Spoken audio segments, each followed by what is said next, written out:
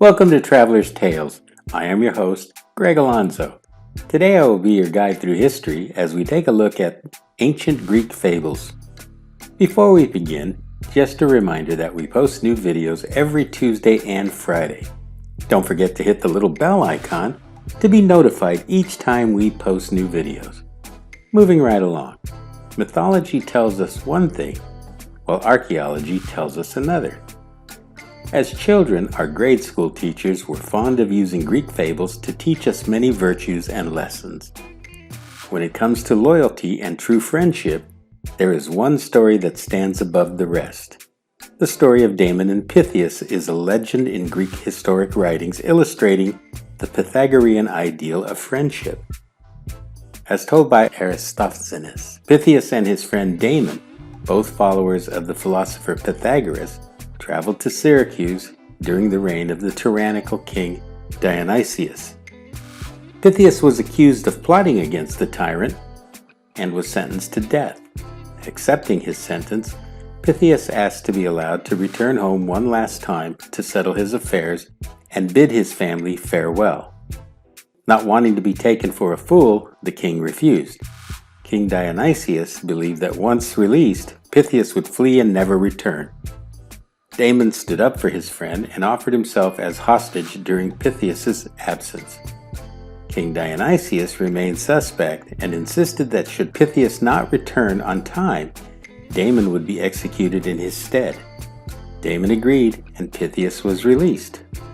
King Dionysius was convinced that Pythias would never return, and as the day Pythias swore he would return came and went, the king called for Damon's execution.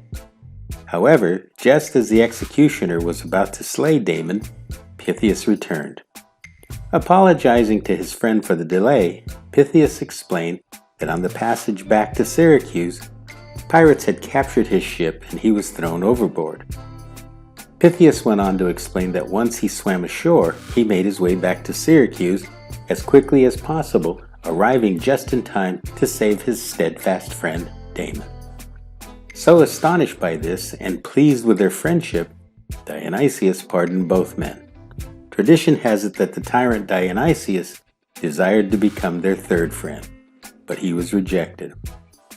The story has been passed down through the ages and retold by such acclaimed scholars as Cicero and Diodorus Siculus. A later version of the fabled story makes claim that it was a test planned by King Dionysius and his courtiers. Since the Pythagoreans were renowned for their moral strength and superiority, the king decided to put the Pythagoreans to the test. Whatever the truth, the tale of the celebrated friends came to signify the willingness to sacrifice oneself for another. These days, the tale of Damon and Pythias has come to be an idiomatic expression for loyalty and true friendship. Daedalus was a skillful architect and craftsman.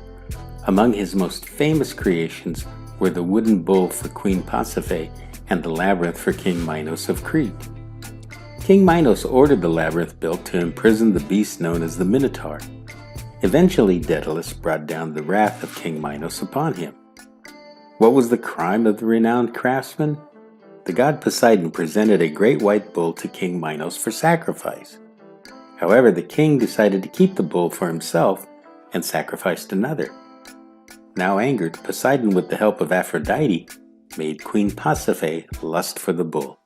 With the help of Daedalus, the craftsman built a wooden cow for the queen to enter so she may breed with the bull.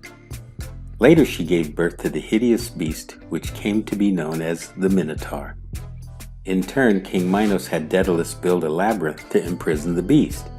Shortly thereafter, the king, who was now frustrated by other acts of disobedience by his master craftsman, especially when Daedalus helped Theseus escape Crete along with Princess Ariadne.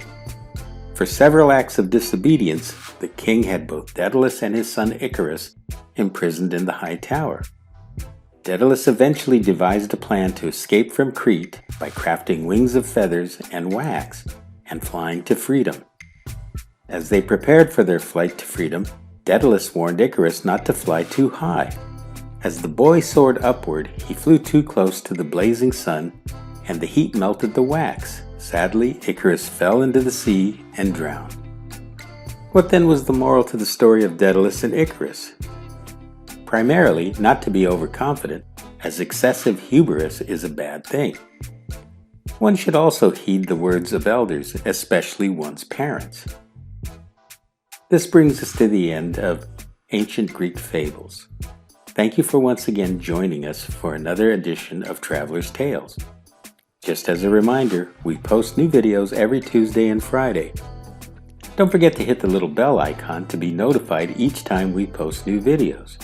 For your convenience, we have also posted our email address and Instagram information. We enjoy hearing from our subscribers. Don't hesitate to contact us with any questions or comments you may have. If you haven't subscribed to Traveler's Tales, please do. This really is the best way to help our channel grow. Traveler's Tales will return with part 2 of Ancient Greek Fables. Until we meet again at the crossroads of folklore and history, Kartistos.